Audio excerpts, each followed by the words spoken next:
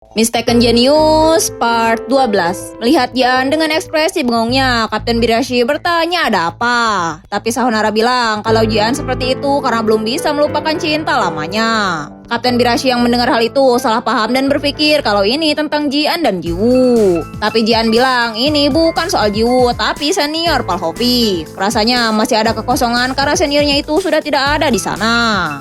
Mendengar hal itu, Kapten Birashi bisa memahaminya, tapi dia bilang memangnya dibandingkan Jian, bukankah mereka bersama lebih lama dengan Palhovic? Semua yang ada di sana juga merasa kehilangan, tapi coba saja Jian pikirkan. Berkat biaya transfer Palhovic, 2 laga tandang terakhir yang jaraknya harusnya ditempuh oleh bus jadi bisa naik pesawat. Hasilnya, kondisi fisik mereka tetap terjaga. Dan meski saat ini mereka belum bisa menutup kekosongan yang ditinggalkan Palhovic, setidaknya mereka sudah bisa merekrut pemain muda berbakat untuk masa depan. Berkat kepindahan Palhovic, ada juga keuntungan yang bisa mereka rasakan. Makanya meski semuanya merasa kehilangan, tidak ada yang mengatakan apapun. Setelah mendengarnya, Jian membenarkan semua yang kaptennya katakan. Dia jadi semakin sadar kalau dunia profesional ternyata tidak sesederhana itu. Sesaat kemudian, senior Toniera menghampiri Jian dan menyarankannya bagaimana kalau Jian membuat lagi duo baru. Jian yang mendengar hal itu bertanya dengan siapa dia bisa membuat duo baru. Saat tiba-tiba, Luca Romero menghampiri Jian dari belakang membuat Jian kaget. Luca terus mengoceh soal dirinya yang berhasil melewati senior Toniera dan bilang kalau dirinya sama-sama pemain jenius seperti Jian. Dia terus bicara dan bicara membuat Jian pusing. Dan meski Jian mencoba menghindar, Luca Romero terus membuntutinya. Jian juga tidak menyangka kalau dia akan melupakan anak seribut itu. Kalau saja asisten pelatih Luca tidak menekankan untuk harus mengalahkan anak itu bagaimanapun caranya, Jian pasti tidak akan terus-menerus memikirkannya. Luca Romero bergabung dengan tim mereka sebagai pemain pinjaman. Dan seperti yang kaptennya katakan, bisa dibilang ini adalah bagian dari warisan yang ditinggalkan oleh senior Palhovic. Meski Luca sangat berisik, tapi kalau kedalaman skuad semakin tebal, beban fisik para pemain inti juga bakal berkurang. Jadi ini adalah hal yang bagus. Beberapa saat kemudian, pelatih Vincenzo mengatakan meski paruh musim kedua sempat agak kacau, tapi sekarang saatnya untuk mereka fokus. Semuanya juga pasti tahu kalau sekarang adalah fase yang benar-benar krusial. Untuk mereka yang sudah melewati paruh musim kedua dengan baik, laga berikutnya mungkin akan menjadi ujian terbesar sekaligus peluang. Pelatih lalu menunjuk Sayonara dan bertanya siapakah lawan mereka selanjutnya. Yang Sayonara jawab kalau itu adalah AS Milan. Mereka adalah puncak klasemen Liga, jadi sebaiknya mereka menginjak pemimpin Liga itu dan naik ke tempat yang lebih tinggi. Luca di sebelah Jian bilang, ini seperti takdir kalau lawan pertama mereka berdua sebagai pemain jenius adalah pemain terkuat Liga. Luca terus mengoceh dan mengoceh, sementara Jian berpikir kalau dia membuat duo baru seperti saran senior Toniera dengan anak ini, maka rasanya dia bakal jadi capek brutal. Beberapa waktu kemudian di rumah Jian, dia melihat Jiwoo yang sedari tadi terus asik dengan ponselnya sambil sesekali tertawa. Saat Jian akan melihat, Jiwoo langsung menghalanginya dengan keras. Melihat respon Jiwoo yang menurut Jian berlebihan, Jian jadi tersadar kalau Jiwoo sudah seperti itu sejak beberapa hari terakhir. Jian berpikir sebenarnya dengan siapa Jiwoo berbicara di ponselnya. Saat tiba-tiba Jian jadi teringat kata-kata kaptennya soal kalau ingin cepat lancar berbahasa Itali, kuncinya adalah pacaran dengan orang Itali. Dan melihat tingkah Jiwoo sekarang, Jian jadi semakin yakin kalau pasti itulah yang terjadi. Jian yang kesal berpikir kalau dia juga akan chatan dengan orang lain saja. Tapi sayangnya isi kontak Jian hanya ayahnya, Jiwoo, pelatih dan juga seniornya. Saat tiba-tiba Jiwoo bertanya apakah lawan Jian selanjutnya itu AS Milan. Dan apakah mereka benar-benar sekuat itu. Yang Jian jawab mungkin. Bagaimanapun juga mereka adalah peringkat 1 Liga. Mendengar pertanyaan Jiwoo itu, Jian jadi curiga, jangan-jangan pria itu adalah pemain AS Milan. Jian lalu bertanya lagi, kenapa Jiwoo menanyakan hal itu? Tapi Jiwoo bilang, itu karena mereka adalah lawan yang akan dihadapi oleh Jiannya. Jadi wajar saja kalau dia penasaran. Saat itu, Jian bertanya dengan ragu-ragu apakah Jiwoo mau ikut bersamanya untuk menyaksikan pertandingan. Yang Jiwoo iakan dengan sangat senang. Dia tidak menyangka kalau dia juga boleh ikut. Saat itu Jian memanfaatkan momen itu untuk bertanya dari tadi Jiwoo sedang chatting dengan siapa. Tapi Jiwoo bilang kalau dia tidak sedang chat dengan siapapun. Alasan dia senyum-senyum sambil melihat ponselnya adalah karena dia sedang membaca artikel soal Jian dan isi komentarnya banyak yang memuja-muja Jian. Jadi itu sangat lucu.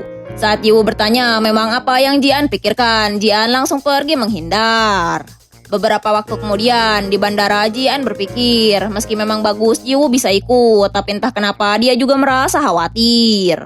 Padahal tadinya Jian berniat naik bus saja berdua dengan Jiwoo, tapi karena pelatihnya itu ngamuk, jadi akhirnya Jiwoo ikut bersama semuanya. Dan meski sebelumnya Jian sudah meminta pada kaptennya, dia masih sedikit khawatir, apalagi karena seniornya itu langsung menurut begitu saja.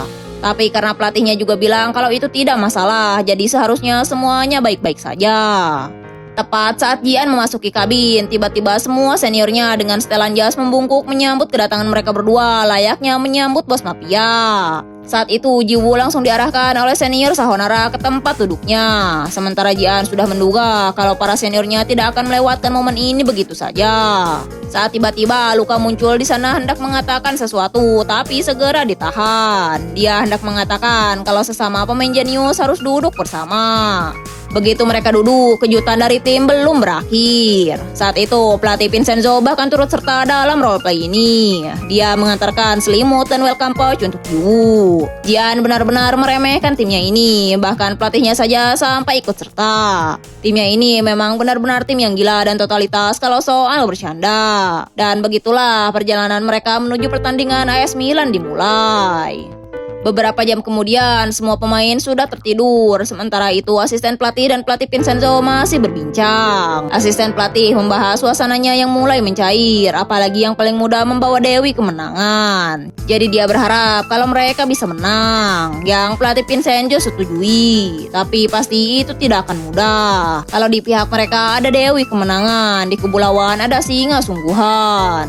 Hari pertandingan antara AS Milan versus Fiorentina. Bisa dilihat semangat para penggemar AS Milan yang sangat menggebu-gebu. Pelatih Vincenzo mewajarkan hal itu karena selama beberapa musim terakhir mereka hanya berkutat di peringkat 5 atau 6, tidak sebanding dengan kejayaan mereka di masa lalu.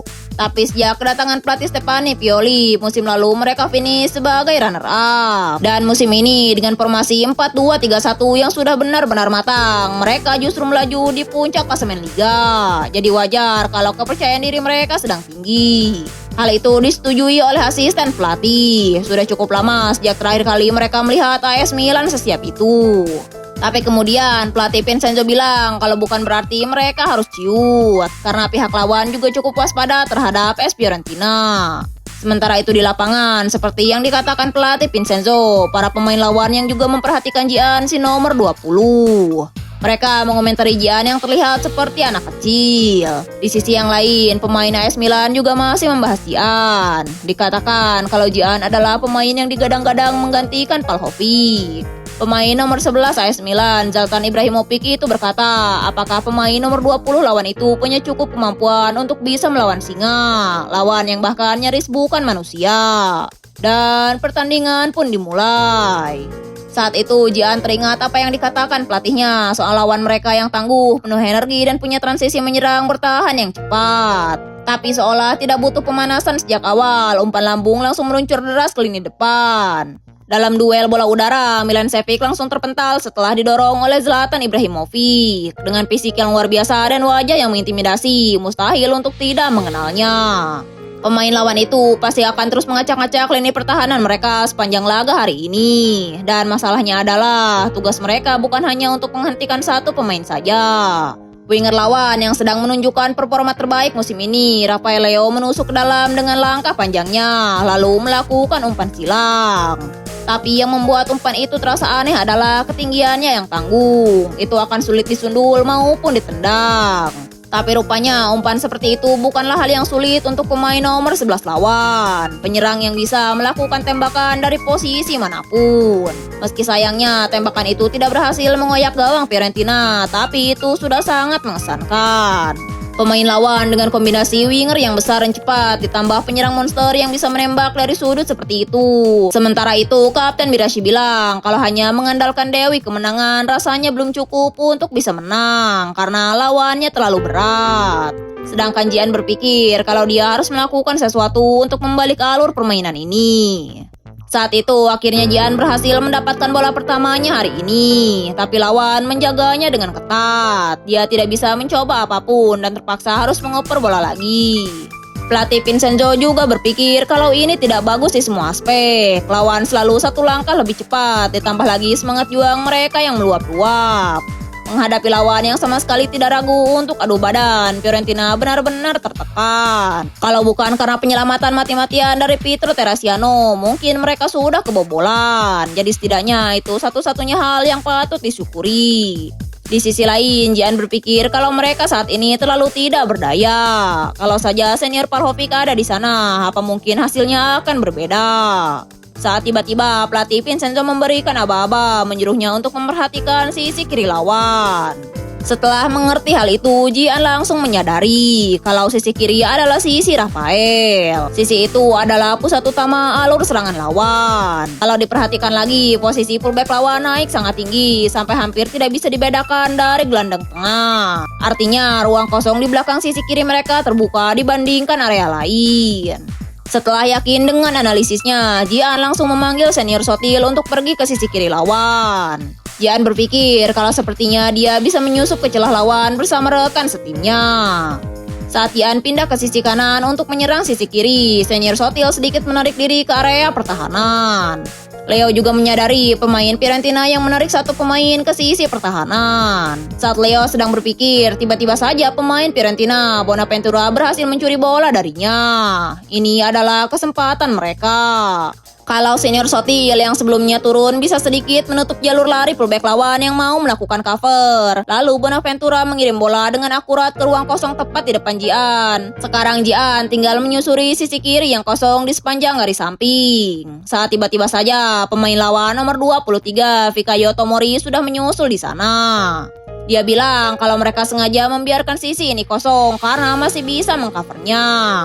Pantas saja sebelumnya para center back berdiri cukup melebar. Dalam situasi seperti ini akan susah untuk memotong kembali ke tengah. Selain itu, cover dari lawan juga datang lebih cepat dari yang Jian duga. Kalau dia langsung mengirim umpan silang, jumlah penyerang mereka di kotak penalti juga kurang. Jadi untuk sementara, Jian dengan sengaja menendang bolanya mengenai kaki lawan dan memantul keluar, memberikan Fiorentina kesempatan untuk tendangan sudut. Meski serangan balik memang tidak sepenuhnya berhasil, tapi seperti ini pun tidak masalah. Di situasi sekarang, tendangan sudut juga merupakan peluang yang bagus. Dalam situasi tendangan sudut yang bolanya masih diam, Jian tidak perlu terseret tempo cepat lawan. Meski memang di pihak lawan banyak pemain monster.